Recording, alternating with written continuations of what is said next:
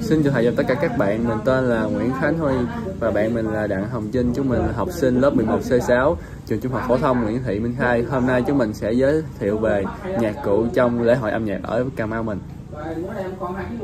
Có rất nhiều loại nhạc cụ trong lễ hội âm nhạc ở Cà Mau. Em xin giới thiệu về guitar điện vọng cổ. Guitar điện trong đờn cải lương thường là guitar phím lõm, một phiên bản đặc trưng của guitar điện được cải tiến để phù hợp với âm nhạc truyền thống Nam Bộ. Điểm đặc trưng của loại đàn này là cần đàn có các phím lõm xuống thay vì lồi lên như guitar thông thường, giúp nghệ sĩ dễ dàng thực hiện kỹ thuật nhấn, liến, gung đặc trưng của cải lương và vọng cổ. Và sau đây xin mời tất cả các bạn lắng nghe phần trình bày của chú Hậu trên chiếc guitar điện.